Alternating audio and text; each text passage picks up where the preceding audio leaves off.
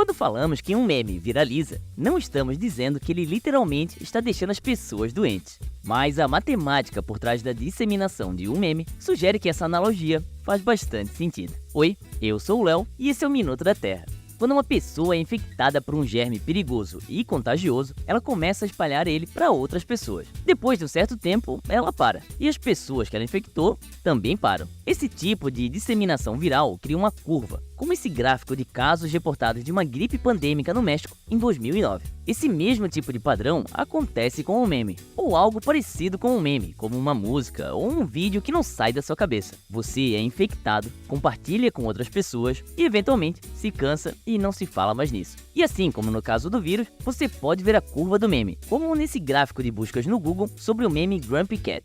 Como doenças infecciosas e memes seguem um padrão tão semelhante, geralmente uma subida rápida, seguida por um declínio parecido, nós podemos usar a mesma matemática para descrever esse padrão em ambos os casos, ou até mesmo criar um modelo ou representação matemática que antecipa ou prevê a probabilidade de um conteúdo viralizar. As duas principais variáveis que determinam a trajetória da curva são quantas pessoas uma pessoa infectada pode infectar por dia e quão rápido essa pessoa para de ser contagiosa. Se você multiplicar uma pela outra, você obtém o que os epidemiologistas chamam de número básico de reprodução, que basicamente indica quão contagiosa é uma doença infecciosa. Se o número básico de reprodução for maior que 1, o número de pessoas adoecendo é maior que o número de pessoas se recuperando, e a infecção tem potencial para causar. Ao aplicar essa matemática ao surto de gripe pandêmica de 2009 no México, obtemos um número básico de reprodução entre 1,5 e 3, dependendo da fonte dos dados. E se fizermos o mesmo para os dados de busca do Google do Grumpy Cat, podemos estimar que ele teve um número de reprodução de 7,3,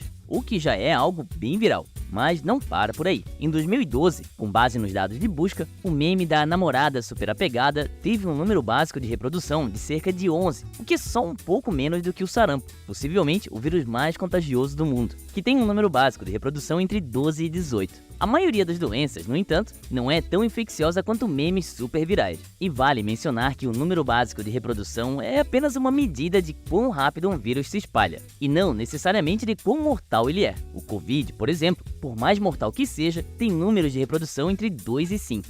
Uma das razões pelas quais os memes podem se espalhar mais rápido que os vírus é quantas pessoas podem ser expostas a um único caso. Claro, uma pessoa com SARS pode expor algumas centenas de outras em um aeroporto, mas isso não é nada comparado ao número de pessoas que podem ver um único meme compartilhado no Reddit. Outra razão é que, no caso das doenças, estamos constantemente tomando medidas para evitar sua propagação, o que reduz ativamente seus números de reprodução, enquanto não tomamos nenhuma dessas precauções com memes. Então, a disseminação de um meme não é idêntica de um vírus. Entender por que Gangnam Style dominou o mundo brevemente em 2012 não nos ajudará a parar a próxima pandemia. Mas é impressionante o quanto memes e vírus estão entrelaçados. Até mesmo o hábito de chamar algo de viral foi um meme incrivelmente bem sucedido. Um que infectou a todos nós e não vai ser curado tão cedo.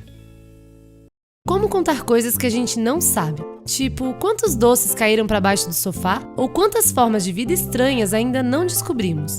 Oi, eu sou Maria e esse é o Minuto da Terra. Digamos que você queira saber quantos tipos diferentes de doces estão à espreita nas fendas do seu sofá. Você pode começar olhando entre as almofadas e pegar o que achar. Quando ficar de saco cheio, você terá encontrado alguns e, portanto, identificado certos tipos diferentes deles. Mas como você não encontrou todos, não tem como saber quantos tipos continuaram perdidos. Mas você pode calcular quantos doces não encontrou com um simples raciocínio. Com qual frequência você ainda está vendo novos tipos no momento que para de procurar. Um cenário é que a maioria dos doces que você está encontrando são do mesmo tipo que já encontrou antes, e nesse caso, provavelmente não há muitos tipos que tenha deixado passar. Mas também é possível que, quando você desista, ainda encontre novos tipos de vez em quando, o que significa que ainda existem muitos tipos lá embaixo que fugiram do seu radar. Se você contar quantos tipos de doces viu uma vez e quantos viu 2 vezes, você consegue estimar quantos tipos ainda não encontrou. Digamos que existam 5 tipos de doces que você só viu uma vez e 2 que você viu 2 vezes. Insira esses números em uma equação junto com outras informações sobre quantos doces você encontrou no total e voilá! Provavelmente há 3 tipos ainda escondidos e desconhecidos.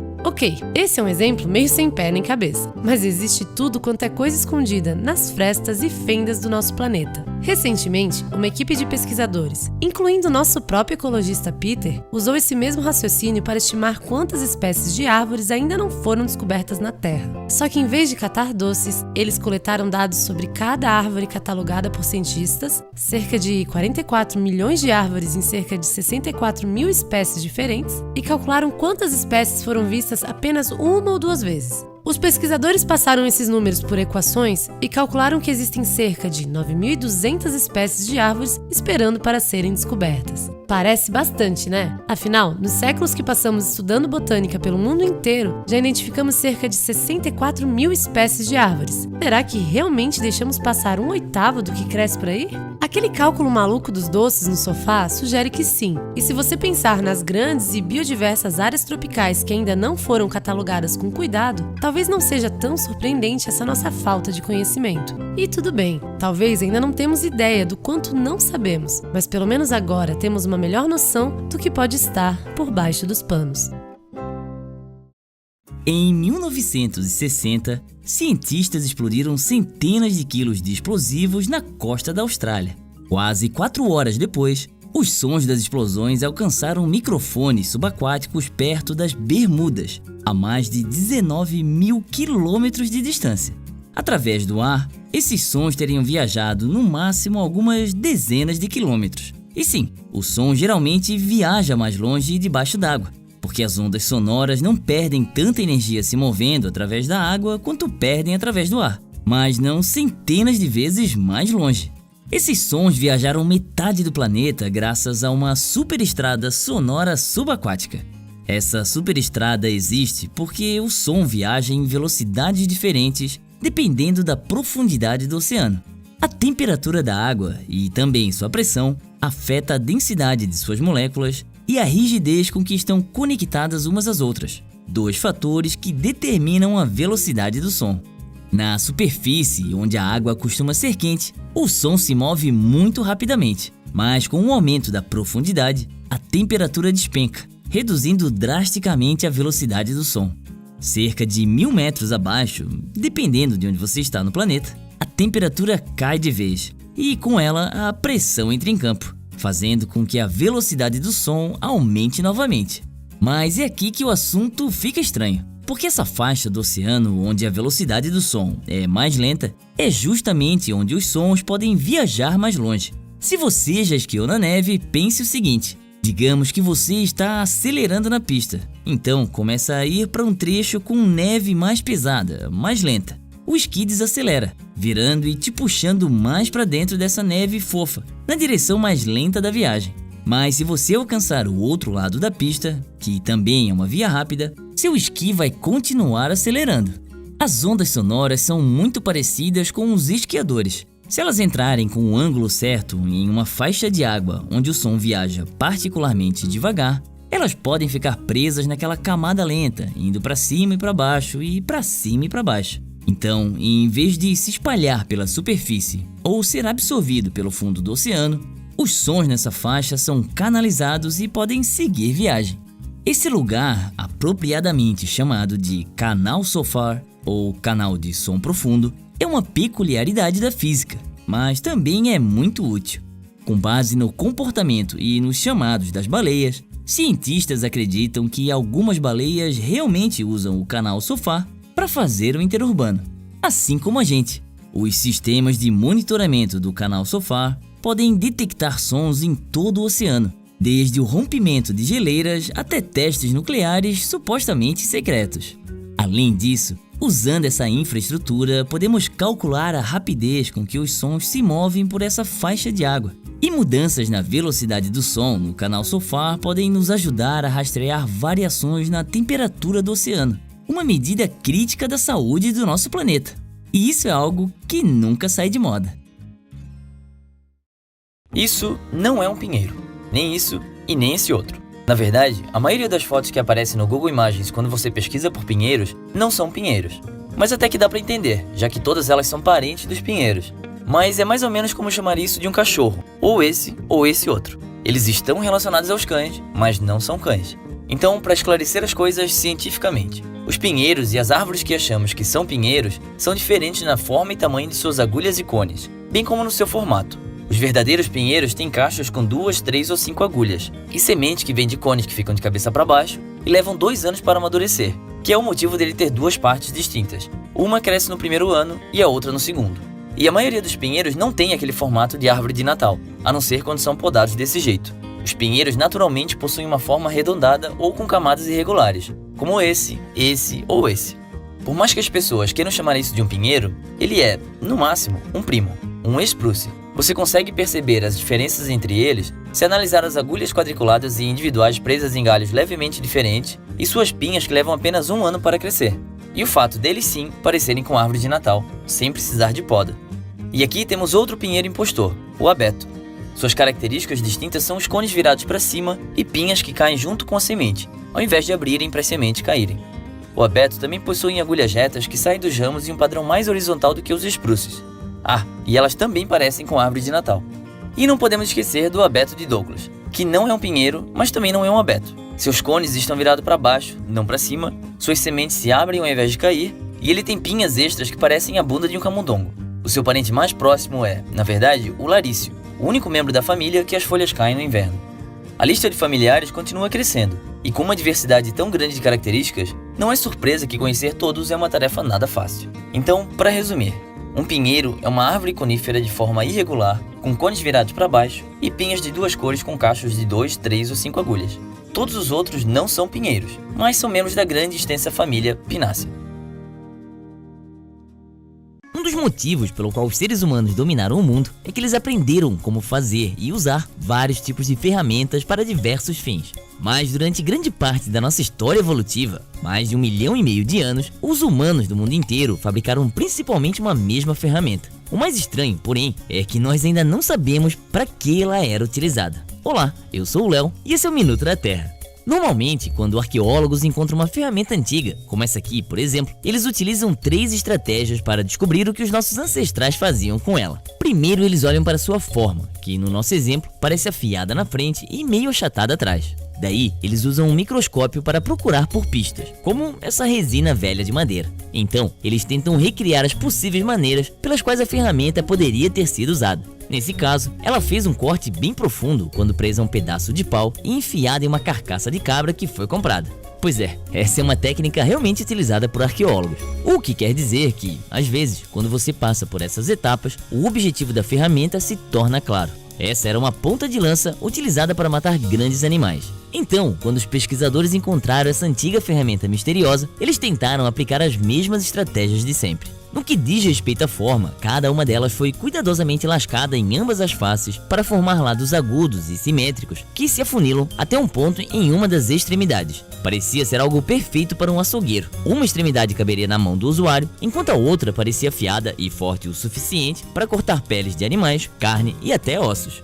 Ou talvez fosse ideal para um jardineiro, boa para cortar plantas, moer sementes e até mesmo desenterrar tubérculos comestíveis. Ou talvez esse formato era útil para afiar gravetos, ou criar faíscas para iniciar fogueiras. Portanto, ainda não havia uma resposta óbvia sobre a função da misteriosa ferramenta.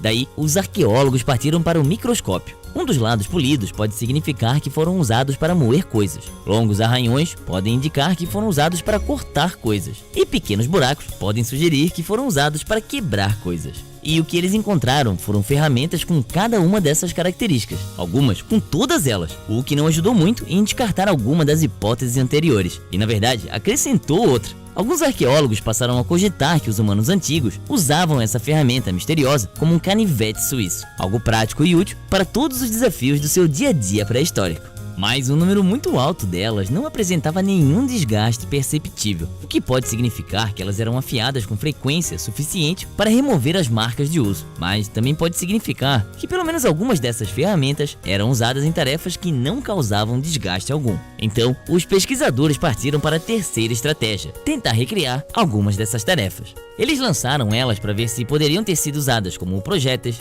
Eles as colocaram no chão, com o lado pontudo para cima, para ver se poderiam incapacitar alguém, bem no estilo Esqueceram de Mim. Eles testaram a possibilidade dela ser uma base para afiar outras ferramentas. No fim, existe até a possibilidade de que elas nem fossem ferramentas. Talvez os primeiros humanos as tenham criado como moeda, ou como uma forma de atrair parceiros em potencial, o que são coisas meio impossíveis de testar, ou seja, zero conclusões. O que é bizarro. Nós encontramos dezenas de milhares dessas coisas pelo mundo inteiro. Então, elas devem ter sido importantes para alguma coisa. Por isso, os pesquisadores não estão desistindo e agora eles estão examinando sistematicamente o maior número possível delas para ver se deixaram alguma pista para trás. Enquanto isso, determinar a função da ferramenta usada há mais tempo na história da humanidade ainda está aberta à especulação. Esse é o famoso gráfico do taco de rock. Você provavelmente já viu isso antes, em alguma notícia de que a temperatura da Terra subiu tão rápido nas últimas décadas que parece um taco de rock. Mas esse mesmo gráfico também mostra a quantidade de plástico que fabricamos a cada ano que passa, e o número de extinções que estamos causando, e a quantidade de fertilizante que colocamos em nossos oceanos, a quantidade de peixes que capturamos, quantas pessoas existem na Terra e quanta energia utilizamos. Existem gráficos de taco de rock em todo lugar. Nós provavelmente poderíamos até fazer um sobre o número de tacos de rock. Isso porque estamos passando pela grande aceleração, uma mudança rápida em escala global no aumento da intensidade em que os seres humanos fazem quase tudo. Para a maioria dos humanos ao longo da história, ou seja, os 100 bilhões acumulados de pessoas que existiram ao longo dessa parte plana do bastão, as coisas não mudavam muito de um ano para o outro, ou até mesmo de um século para o outro. Se alguém fosse dormir no ano de 1020 e dormisse por 200 anos, ela acordaria em um mundo com um pouco mais de pessoas, vivendo sua curta ou longa vida, usando madeira para se aquecer e animais para o trabalho pesado. Em outras palavras, os humanos ainda não eram aquilo tudo. Mas se alguém fosse para a cama em 1820 e dormisse por 200 anos, ou seja, até hoje, ela acordaria em um mundo com 7 vezes mais pessoas, que vivem quase 3 vezes mais do que em 1820 e que usam combustíveis estranhos que mudam o clima para energizar suas casas e indústrias. No mundo de hoje, os humanos são uma força em escala planetária. Essa grande aceleração, a curva no taco de rock, aconteceu em grande parte porque, a partir dos anos 1800, estamos utilizando a energia contida em combustíveis fósseis como se não houvesse amanhã. Por um tempo, os combustíveis fósseis impulsionaram o crescimento, principalmente na América do Norte e Europa. Mas essa grande aceleração no mundo inteiro começou depois da Segunda Guerra Mundial e de movimentos de independência na África e na Ásia, quando pessoas em todo o mundo passaram a ter um maior acesso a esses combustíveis, bem como as novas tecnologias agrícolas e avanços na saúde pública. Como resultado, o mundo hoje, e nossa influência nele, é bem diferente não apenas de 1950, 1820, 1220 ou 1020. É muito diferente do mundo como era experimentado pela grande maioria dos seres humanos durante a maior parte da existência humana. E como o mundo ficou tão diferente tão rapidamente, se alguém dormisse hoje e acordasse em 200 anos, realmente não há como dizer o que eles encontrariam. Quando perguntamos se vai chover em um local nas próximas horas, meteorologistas costumam errar bastante, o que é bem frustrante, já que a chuva parece ser algo fácil de prever, e saber se vai chover é um detalhe importante para não estragar nossos planos. Mas acontece que a chuva, ou pelo menos parte dela, é algo bem difícil de prever em uma escala pequena. Eu sou o Léo e esse é o Minuto da Terra. A chuva se forma principalmente de duas maneiras, e embora sejamos muito bons em prever uma delas, não podemos dizer o mesmo da outra. O primeiro tipo, que corresponde a cerca de 40% das chuvas que caem na nossa cabeça, é aquela de céu cinzento, que dura o dia todo. Ela se chama chuva frontal ou ciclônica, e vem de gigantescas massas de ar que se movem pelo planeta. Quando uma massa de ar frio encontra uma de ar quente, que é menos densa, essa última sobe. À medida que isso acontece, ela rapidamente esfria, o que faz com que toneladas de vapor d'água se condensem onde as duas massas se encontram e depois caiam em forma de chuva, ou neve, ou granizo. Como essas massas de ar são grandes e fáceis de rastrear com sistemas de radar, os meteorologistas conseguem dizer exatamente onde essa chuva vai cair, bem como medir o tamanho e a temperatura das duas massas de ar e usar isso para prever com precisão quão intensa será a chuva e quanto tempo ela vai durar.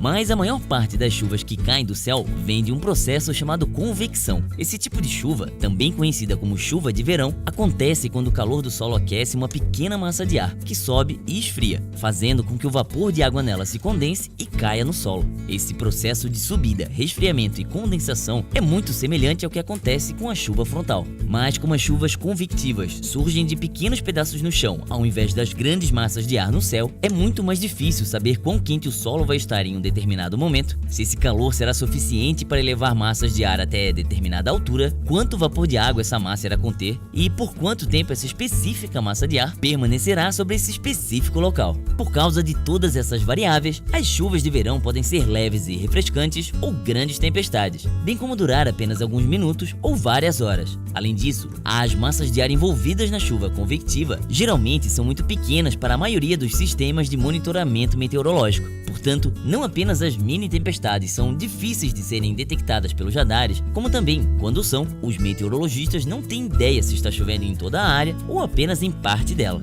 E sabe o que é pior? Como essa chuva começa a se formar quando o solo está muito quente, ela é bem mais provável de acontecer no verão e em lugares cheios de materiais que absorvem calor, como as grandes cidades. Então, quando esse tipo de chuva cai, geralmente é bem na hora que tá cheio de gente na rua. Ou seja, tentar prever imprevistos é meio que chover no molhado. Todos nós sonhamos. Não esse tipo de sonho. Sonhamos com o futuro. Isso é chamado um sonho porque, bem, nós sonhamos em alcançá-lo. Partimos em busca de um objetivo, dedicamos tempo e energia e até mesmo mudamos a nossa vida para dar um jeito de encaixá-los. Mas se, ou quando, esses sonhos não dão certo, eles podem se transformar em pesadelos. Isso acontece porque desistir de um objetivo é doloroso. Não é fácil admitir que todo aquele tempo, energia e sacrifício foi um erro.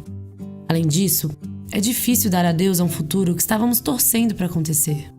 Mas insistir e não saber a hora de desistir também pode ser bem doloroso, causando baixa autoestima, sintomas de depressão e até problemas físicos como dor de barriga, dores de cabeça e dermatite.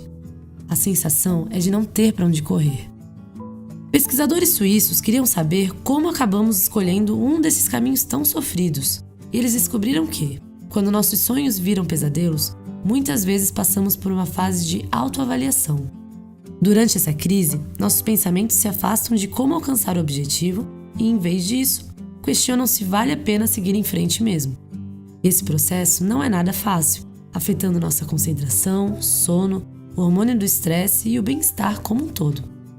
Mas essa pesquisa básica sugeriu que, à medida que paramos para analisar os custos e benefícios dos nossos objetivos, nossos sentimentos em relação a eles podem mudar. Nos tornamos mais realistas sobre a probabilidade de alcançá-los e até mesmo começamos a questionar se aquilo é realmente o que queremos, o que pode facilitar essa desistência. Ou seja, talvez é necessário passar por esses momentos de dúvidas para deixar de lado as metas e objetivos que não estão mais funcionando.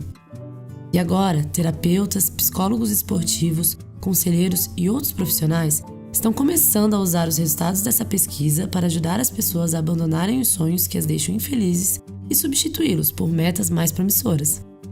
Por outro lado, alguns objetivos, como parar de fumar ou perder peso, são importantes você manter, mesmo sendo difíceis. Então, os pesquisadores também estão trabalhando para ajudar pessoas em crise a mudar sua mentalidade para alcançar seus objetivos e descobrir estratégias para ajudá-los a permanecer no caminho certo. Somente entendendo como lidar com nossos objetivos que podemos tornar a jornada em direção a eles menos dolorosa e um pouco mais encantadora. Viajar de avião pode ser bem irritante, mas também pode ser lindo por causa das fazendas. Oi, aqui é a Maria e este é o Minuto da Terra. Sério, uma das minhas coisas favoritas quando eu tô num avião, supondo que eu não esteja nas poltronas do corredor, é ter uma visão panorâmica de todos os formatos incríveis dos campos lá embaixo, como em Hokkaido, onde toda a paisagem é uma colcha de retalhos de quadrados quase perfeitos, ou essas fazendas no Reino Unido, que parecem peças irregulares de um imenso quebra-cabeças. Em uma parte da Bolívia, as fazendas têm a forma de pedaços de torta. Nas margens do rio St. Lawrence, no Quebec, você verá longos e finos fios de terras agrícolas. Não muito longe, em Wisconsin, os campos são feitos de listras curvas. Ao longo do rio Orange, na África do Sul, a paisagem é pontilhada de círculos. Tem também essas fazendas da Líbia, que são hexágonos, e esses campos no sul da China, que parecem uma impressão digital. E isso é apenas uma fração das formas que existem por aí. Por isso, quando eu olho pela janela do avião, não posso deixar de me perguntar por que uma fazenda seria uma peça de quebra-cabeça, ou um hexágono, ou uma impressão digital, ou qualquer outra coisa. Afinal, que forças moldam essas formas? Bom, a história é uma dessas forças. Tipo, se as terras agrícolas de uma área foram planejadas, como esses pedaços de torta cuidadosamente projetados, ou desenvolvidas de forma mais orgânica, como aquelas peças de quebra-cabeça do Reino Unido. Depois disso, tem o que a fazenda está cultivando. Estamos falando de plantas ou animais. Campos para colheitas requerem lavoura, plantio e colheita regulares, muitas vezes por máquina. E formas regulares são as mais eficientes para se trabalhar, especialmente com equipamentos grandes e pesados. Os campos onde os animais pastam não têm as mesmas restrições. Esse é um dos motivos pelos quais às vezes você verá quadrados perfeitos e outras vezes formas muito mais assimétricas. A geografia também é importante no que diz respeito ao formato de uma fazenda. Por exemplo, nas encostas mais irregulares, os fazendeiros precisam construir terraços planos de terra para poder cultivar. É assim que surgem essas linhas que parecem uma impressão digital. Já em encostas menos inclinadas, a água que corre ladeira abaixo pode lavar o solo e levar embora os nutrientes dos campos. Os agricultores às vezes se ajustam a essa erosão plantando lavouras ao longo dos contornos da paisagem, o que ajuda a manter a água. E é assim que obtemos todas essas listras. Tem também a questão de onde vem a água da fazenda. Onde a água é escassa, os agricultores dependem da irrigação, que geralmente distribui a água de uma fonte central. Assim, muitas fazendas irrigadas assumem formas radiais. Esses campos circulares são alimentados por um borrifador giratório central e esses hexágonos de aparência futurista por água bombeada do subsolo. Mesmo onde há muita água, as fazendas precisam ter acesso a ela. Cada uma dessas faixas longas e finas tem acesso ao rio. É por isso que elas se parecem desse jeito. Além disso, nessas áreas as casas são bem próximas umas das outras, então é bem comum se reunir com seus vizinhos. E quando você olha de perto aqueles hexágonos líbios e os pedaços de torta boliviana, vai perceber que eles também estão dispostos de forma que as casas fiquem perto umas das outras. Ou seja, o nosso desejo humano de viver em comunidade também molda as fazendas. Obviamente, tudo isso está apenas arranhando a superfície. Existe uma diversidade agrícola incrível ao redor do planeta e muitas coisas da história, tecnologia, do clima, cultura que podem interagir e alterar qualquer um de seus formatos. Então, da próxima vez que você estiver em um avião ou navegando por mapas na internet, preste atenção nos formatos das fazendas, pois eles podem dizer muito sobre um lugar, ou simplesmente porque estão fazendo o tempo passar. Em 2009, o tufão Parma passou pelas Filipinas. Logo em seguida, para surpresa de todo mundo, ele fez a volta e passou sobre o país uma segunda vez. E aí, como se isso não fosse o suficiente, ele passou sobre as Filipinas uma terceira vez antes de finalmente seguir para o Vietnã. Esse vai e volta selvagem não foi um caso isolado. Comportamentos erráticos são muito comuns entre ciclones, também conhecidos como tufões e furacões. Todos nomes diferentes para a mesma coisa. Mas enfim, o que torna o caminho dessas tempestades tão bizarro? Oi, eu sou o Léo e esse é o Minuto da Terra. Uma vez que um ciclone se forma, ele é soprado para o oeste por ventos tropicais antes de virar em direção ao polo. Conforme o ciclone se move aos polos, eventualmente alcança as latitudes médias, onde se depara com uma faixa de vento que geralmente se move de oeste para leste. Essa costuma ser a trajetória típica de um ciclone, mas então existem essas anomalias, ou até mesmo essa. E isso ocorre porque é uma série de fatores que podem alterar o percurso de um ciclone. Um grande fator é a intensidade da tempestade. Ciclones intensos são dirigidos por uma ampla faixa de vento na atmosfera, enquanto as tempestades mais fracas são direcionadas principalmente por ventos de níveis mais baixos. E se a intensidade de um ciclone mudar, como se um ciclone fraco atingir as águas quentes do oceano, que tendem a alimentar uma tempestade, ele será mais afetado pelos ventos de níveis superiores, além dos ventos de níveis inferiores. Os ventos em níveis superiores podem se comportar de maneiras muito diferentes dos ventos em níveis inferiores e podem alterar completamente o trajeto de um ciclone. Da mesma forma, se um ciclone perder intensidade, talvez por encontrar uma frente de clima frio ou tropeçar em terras e ficar sem força, ele não será mais tão afetado pelos ventos de níveis superiores. Então, novamente, ele pode mudar de curso rapidinho. Além disso, os ventos de níveis superiores podem enfraquecer ou mudar repentinamente de direção, o que, dependendo da intensidade do ciclone, pode criar todos os tipos de zigue-zagues pelo caminho. Eventualmente, os ventos que direcionam um ciclone podem reduzir por completo. Quando isso acontece, o ciclone pode de repente ficar parado em um só lugar, ou sua própria circulação interna pode impulsionar ele de maneira errática até que os ventos retornem e o coloquem em outro curso. Por fim, tem a influência de outras tempestades. Um ciclone é basicamente um vórtice de ar giratório. Então, quando dois ciclones se aproximam o suficiente um do outro, como os furacões Hillary e Harvey fizeram em 2017, eles podem puxar um ao outro para uma dança desequilibrada, até que uma tempestade desapareça ou até se fundirem numa super tempestade. Um ciclone pode encontrar inúmeras dessas complexidades determinantes de curso. Todas elas provavelmente desempenharam um papel no comportamento desconcertante do tufão Parma. cada vez que surge uma nova tempestade, as suas possibilidades são quase infinitas. Claro, conhecemos os ventos que provavelmente empurrarão um ciclone e os fatores que podem desviá-lo, mas quase não temos ideia de como tudo isso pode se juntar durante a vida de uma tempestade. A única coisa que sabemos com certeza é que os ciclones são previsivelmente imprevisíveis. Além de ser fedido e nojento, o cocô humano contém micróbios perigosos que matam centenas de milhares de pessoas todos os anos. Por isso, a gente sempre tenta se livrar dele o mais rápido possível. Mas esses micróbios são apenas uma pequena parte do nosso cocô. Nosso esgoto coletivo também contém muitos recursos que, pelo menos por enquanto, estamos jogando fora pela descarga. Por isso, hoje nós vamos tirar uns minutinhos para apreciar todas as partes do nosso cocô, não só as coisas ruins. Nós vamos até fazer um gráfico de pizza fecal. Oi, eu sou o Léo e esse é o Minuto do Cocô. Nesse gráfico você consegue ver tudo o que tem no cocô. Vamos começar com as coisas ruins, que podem incluir desde bactérias como E. coli até salmonelas, rotavírus e giardia. Esses patógenos, porém, geralmente estão presentes apenas nas fezes de pessoas com problemas gastrointestinais. No cocô de pessoas saudáveis, eles quase não estão presentes. Então, quando juntamos o cocô de muitas pessoas nos sistemas de esgoto, esses germes são só uma fatia bem pequenininha. Por outro lado, a fatia de micróbios do bem é enorme. Metade do seu cocô é feita de bactérias. Essas bactérias vivem no seu intestino e ajudam a quebrar componentes como fibras, carboidratos complexos e proteínas. Cada vez que você faz cocô, cerca de 1/3 dessas bactérias é eliminada. Mas não se preocupe, as bactérias restantes se reproduzem rápido e voltam a ajudar a fazer mais cocô. A próxima fatia da pizza é matéria vegetal não digerida. Mamíferos que comem regularmente materiais como celulose e outras fibras vegetais geralmente têm tratos digestivos extra longos, com enzimas e bactérias especializadas na digestão de plantas. Ou então, eles comem o próprio cocô para tentar digerir novamente. Humanos não fazem isso, então acabamos eliminando uma boa parte das plantas que comemos, como fibras e celulose. A próxima fatia é composta principalmente de proteínas provenientes de coisas como carne não digerida, muco e células intestinais que se soltam. Depois temos as gorduras, seja a gordura extra diretamente dos alimentos que você ingere e que seu corpo não precisa, ou ácidos graxos formados quando as bactérias do seu intestino digerem carboidratos e afins. Por fim, há todo o resto, tipo fosfatos extras de alimentos como leite e ovos e outras coisas que não conseguimos digerir, como metais pesados e plástico,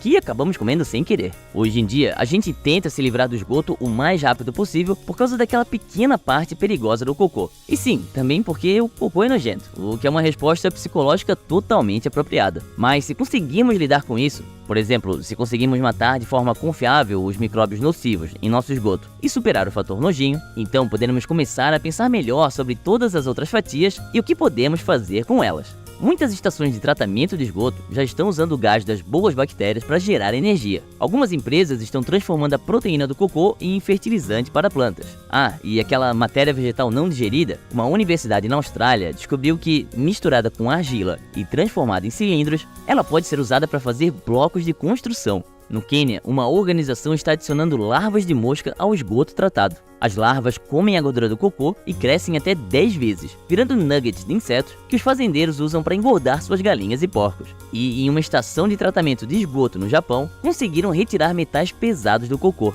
Na verdade, para cada tonelada de cocô, eles recuperaram cerca de 2 quilos de ouro, algo que eles provavelmente descobriram ser possível porque os trabalhadores de fábricas próximas estavam ingerindo muito metal acidentalmente. Então, sim, uma vez que nos livrarmos da pequena fatia estragada da nossa pizza de cocô, cada fatia restante pode potencialmente ser reutilizada e de muitas mais maneiras do que falamos aqui. Nós humanos produzimos cerca de 300 bilhões de quilos de cocô todos os anos. Por isso, se conseguirmos torná-lo seguro, uma abundância de oportunidades podem surgir.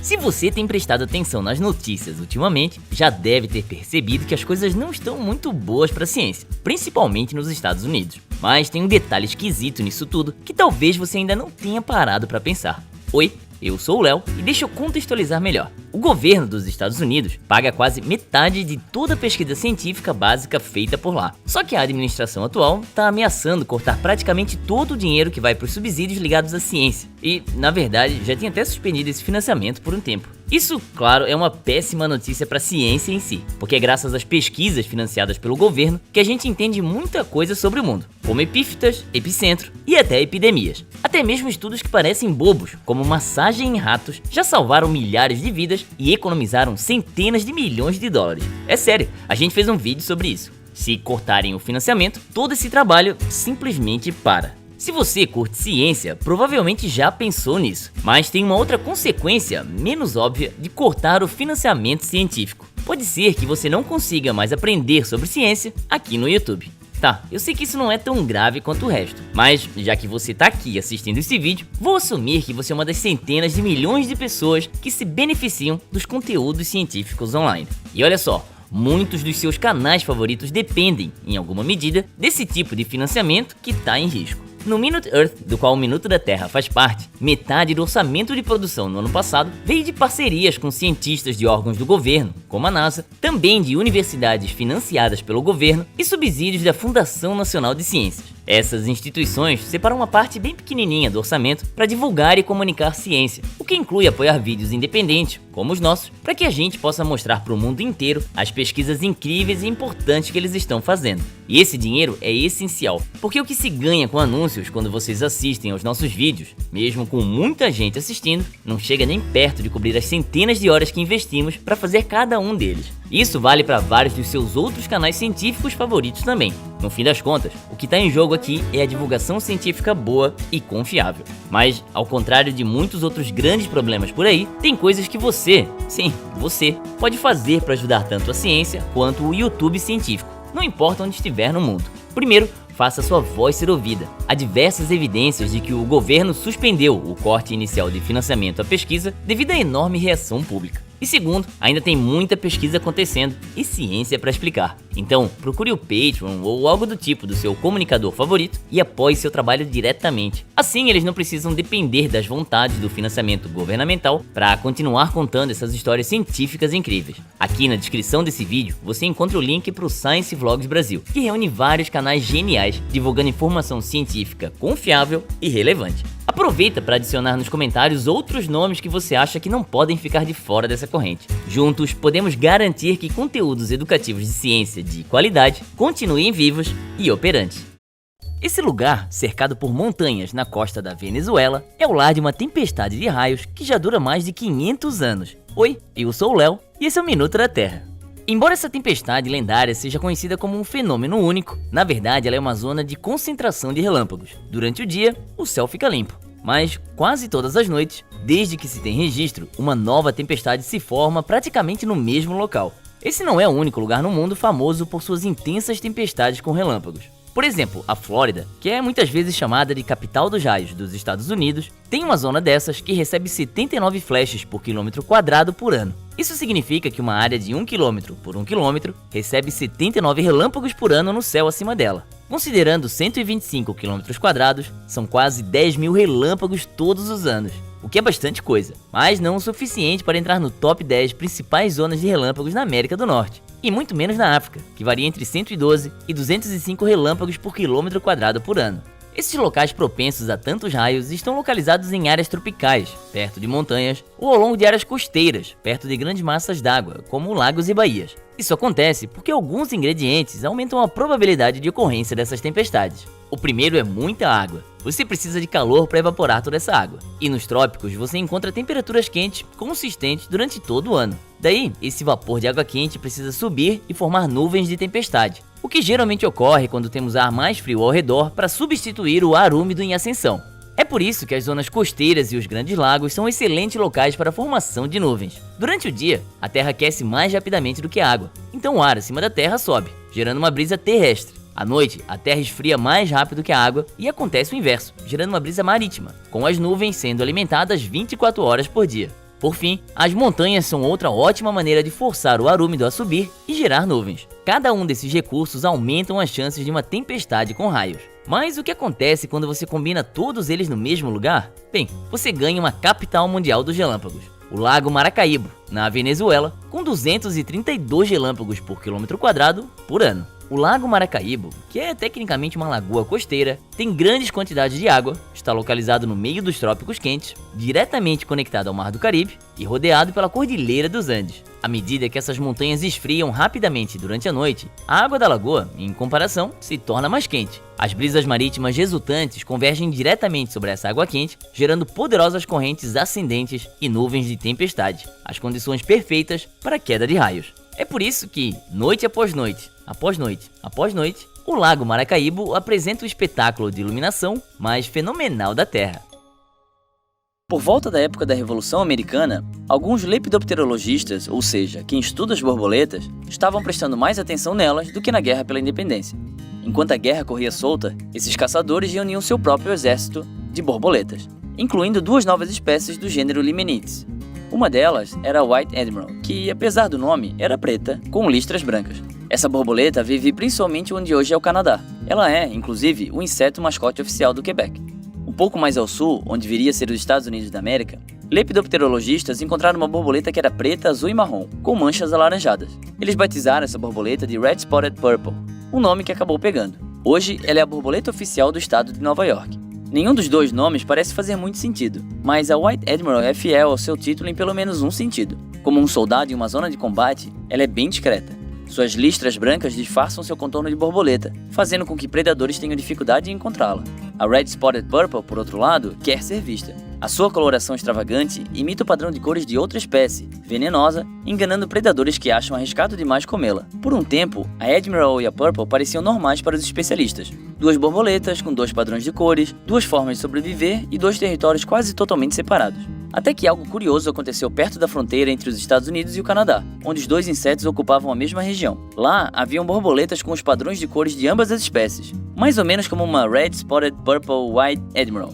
E, como era de se esperar, essas borboletas eram fruto do cruzamento entre as 2 espécies. Obviamente, quando 2 organismos parecem diferentes, é natural querer classificá-los como espécies diferentes. Mas, por baixo de suas asas coloridas, essas 2 borboletas são surpreendentemente semelhantes, genética, anatômica e romanticamente. Tanto é que elas acasalam tanto entre si, como com as 2 espécies que deram origem a elas. Todos esses fatores eventualmente convenceram os cientistas a proclamar uma união taxonômica e as 2 espécies se tornaram uma. Mas não são apenas com as borboletas que as aparências enganam. Muitos outros primos separados por uma fronteira não são tão diferentes como suas listras sugerem.